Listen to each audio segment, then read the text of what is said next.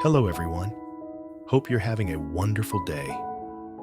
Today, we're going to dive into a deeply emotional story about endurance, love, and the quiet sacrifices made for family. Together, we'll follow Yi through a long, exhausting night that becomes a turning point for his small family. A story filled with hardship, care, and hope that will touch your heart. If you enjoy stories like this and want to stay with us until the very end, don't forget to hit the subscribe button so you won't miss any of our upcoming videos. Now, let's get into the story. What would he have to face after that night? And more importantly, could you really make it through this breaking point? Stay with the story until the end, and don't forget to leave a comment to share what you're feeling right now. Under a dull, overcast sky, the construction site roared on as usual. The concrete mixer spun non-stop. Metal clanged against metal, and dust floated in the air. Yi stood right in the middle of it all, his shirt already soaked dark with sweat. His body moved on instinct, repeating the same motions over and over, as if stopping for even a second would allow all his worries about money, responsibility, and life to crash down on him at once. As he worked, his mind drifted. He saw Huyen bending over the small garden, carefully tending the plants. He saw Maya running across the yard, laughing without a care in the world. Those images came back again and again, giving him just enough strength to keep going. They were the reason he pushed himself harder than his body could handle. Then, without warning, the sky opened up. Heavy rain poured down, cold and relentless. Yi rushed to pull on his thin raincoat, but the wind blew sideways, and the rain soaked through almost instantly. Within minutes, his clothes were drenched, clinging tightly to his skin. His head began to throb. His forehead burned, and his vision blurred every now and then.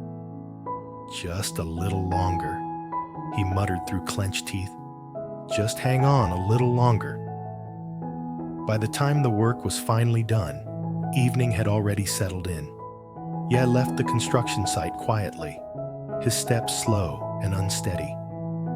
The familiar road home felt unusually long. Each step weighed heavily on his legs. His wet clothes made him shiver as the cold crept deep into his bones. When the old wooden gate came into view, he reached out to grab the latch, but his strength failed him. He stumbled into the yard, barely keeping his balance. At that moment, Vivi began barking loudly. Not the usual playful bark, but sharp and urgent, as if sensing danger. From the back of the house, Huyen heard the noise and ran out immediately.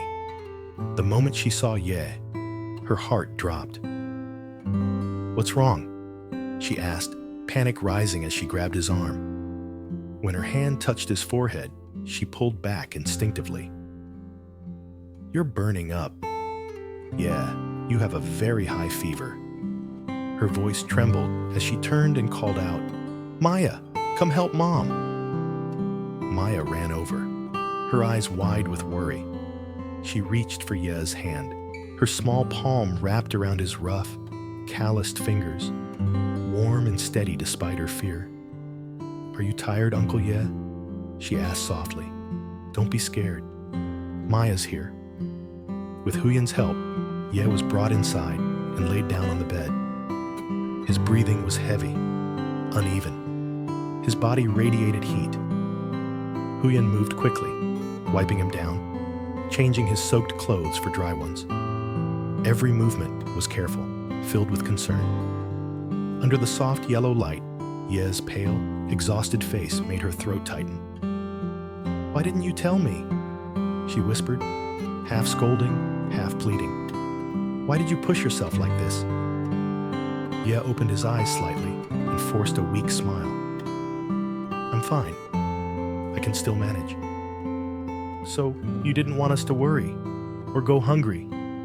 Huyen murmured, her voice voice breaking. Maya climbed carefully onto the edge of the bed, placing her little hand on his arm with serious concentration, like a real doctor.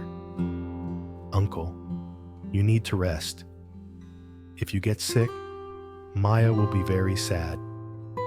Those simple words struck straight into Ye's heart. He gently squeezed her hand. For a brief moment, the exhaustion weighing on him seemed to ease. Outside, rain continued to beat against the roof. Inside the small room, warmth spread quietly, carried by care and affection. Huyen sat by the bed and didn't move. She knew, in that moment, just how much this man had silently cared for her and for Maya. And she made a promise to herself. From now on, they would face everything together. No more letting one person bear all the weight alone. The rain eventually slowed, leaving only the steady dripping of water from the eaves. Huyen rested her hand on Ye's forehead again. The fever hadn't gone down. Fear tightened her chest. She couldn't wait any longer. With trembling hands, she grabbed the old phone and dialed a familiar number. "Doctor, my husband has a very high fever. He's extremely weak. Please, can you come?" Her voice cracked before she could finish the sentence. After hanging up, she turned to Maya.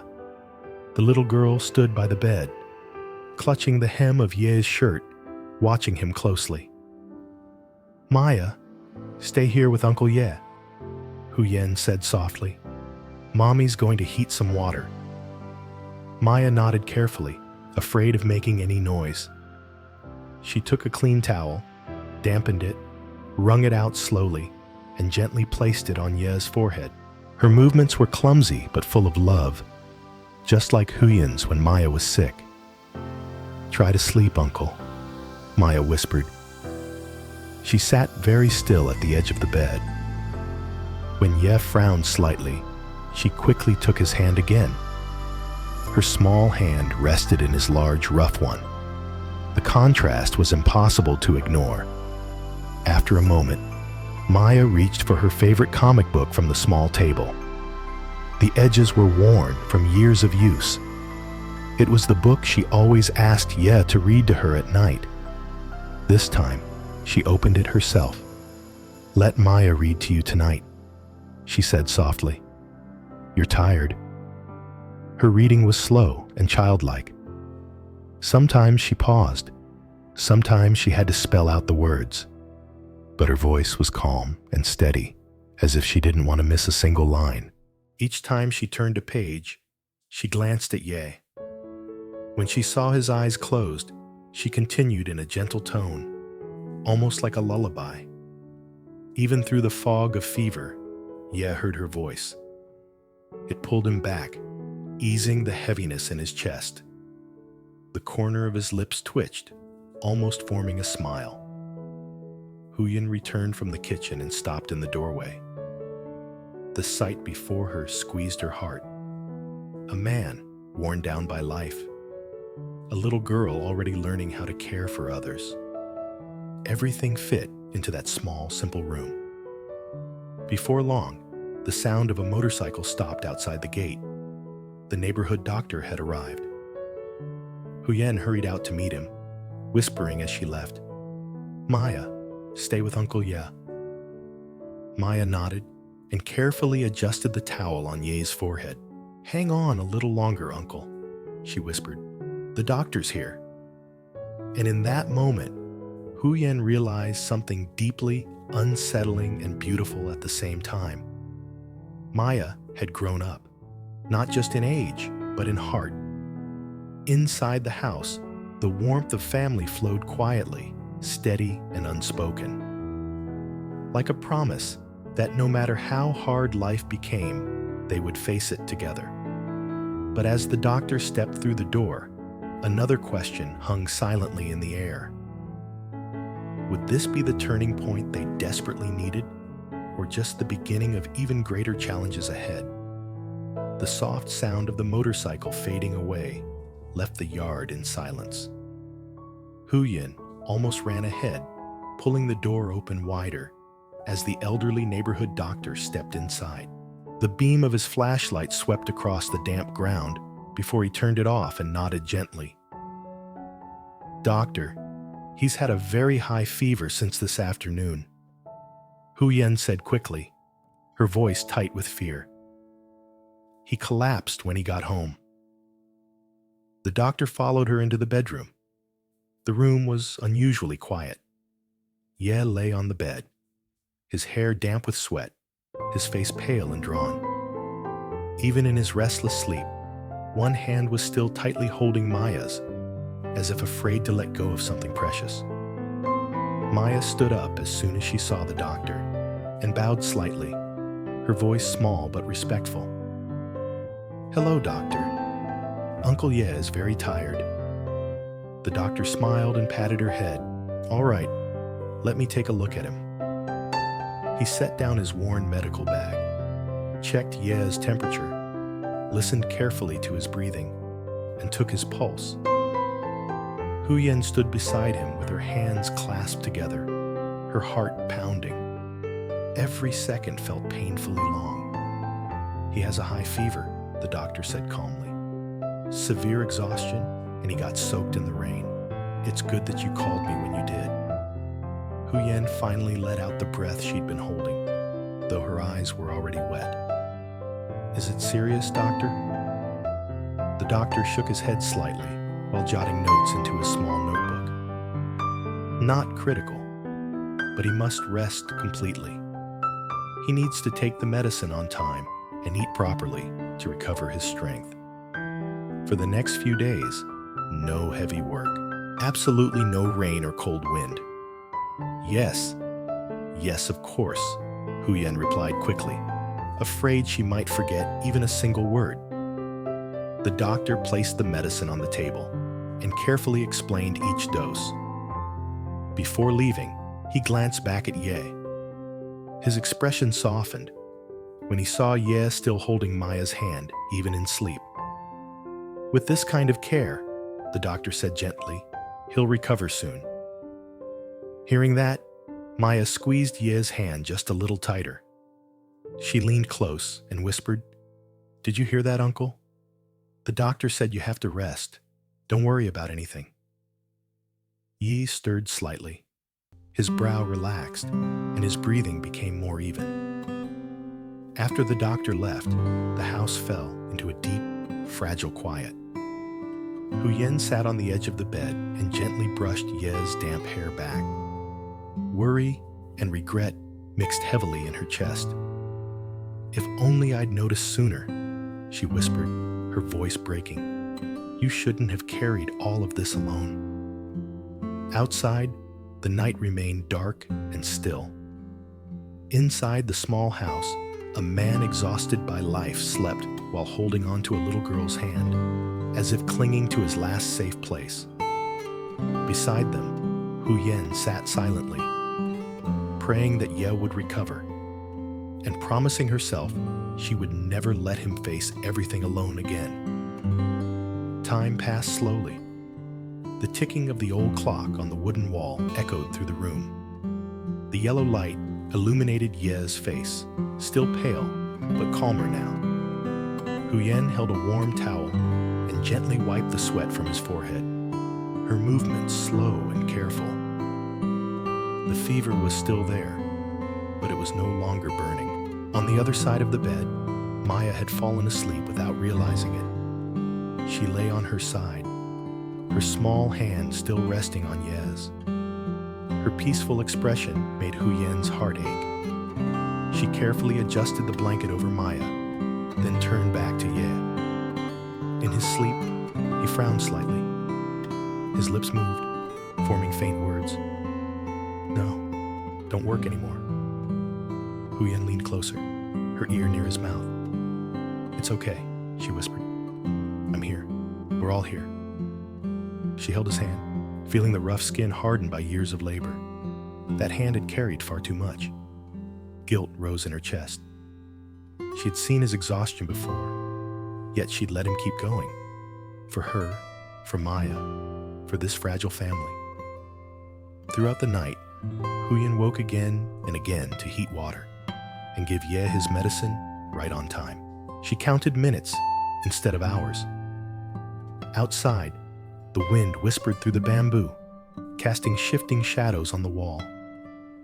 Near midnight, Ye began to shiver.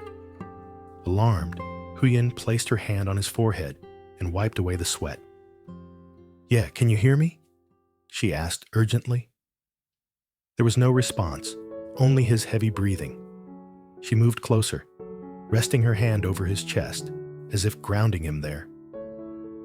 In that moment, Huyen realized something painful and clear. What she feared most wasn't poverty. It was losing him before he'd ever had the chance to live for himself. Near dawn, the rain returned, falling softly on the metal roof. The steady rhythm mixed with Ye's breathing, creating a sound that was heavy with sadness, yet filled with fragile hope. Huyen hadn't slept at all. Her eyes burned with exhaustion, but her hand never left his. She stared out the window as the first faint light of morning appeared. That night hadn't only been filled with fear. Somewhere deep inside, a quiet determination had taken root.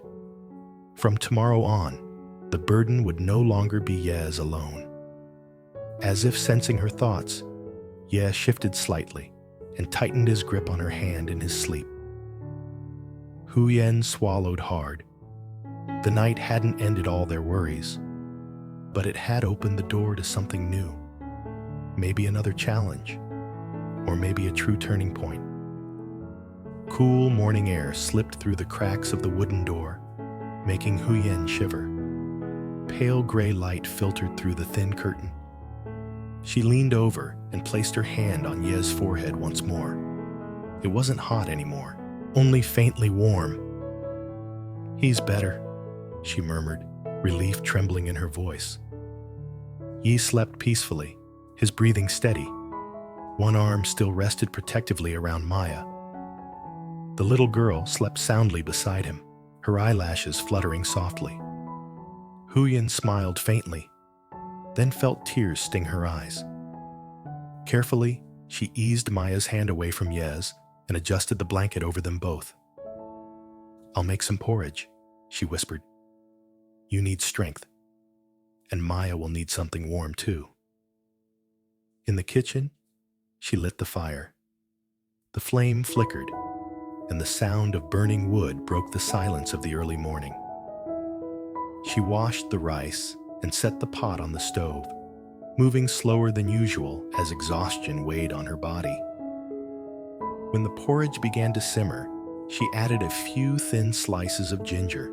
Warm steam filled the room, chasing away some of the cold and some of the fear. Still, worry lingered. How would they manage in the coming days if Yi couldn't work? How much longer could this fragile balance last? Suddenly, a faint sound came from the bedroom. Movement. Huyen's heart skipped. She dropped the ladle and hurried to the door. Hope and fear tangled tightly in her chest. Had Ye woken up? Or was this another trial waiting just beyond that door? She paused, took a deep breath, and reached for the handle. Because behind it lay not just the answer to this morning, but the future of this small family, still uncertain, still fragile, yet holding on to hope with everything they had. Under a gray sky and relentless rain, Ye pushes his exhausted body to the limit at a construction site, driven only by his responsibility to Huyen and little Maya. When he finally collapses from fever and overwork, the fragile balance of their small family is shaken. Through a long and fearful night, Huyen's quiet strength and Maya's innocent care become the warmth that keeps Ye anchored to life. A simple house, a doctor's visit, a child reading softly by the bedside. Small moments reveal deep love and silent sacrifice. As dawn arrives, Ye's fever slowly fades, but new questions emerge. With work on hold and the Khi mình future đang quan tâm uncertain, đến tử la this night đôi may khi mark thì not trách nhiệm just survival, but a chắc chắn turning thay đổi point. cách nhìn của gia đình. What Alex nói choices rằng will they lên face kế hoạch next? chứng minh giá trị And will của this tử la fragile khi hope trời be đang enough đứng to theo dõi change và their bảo vệ fate? cô từ xa.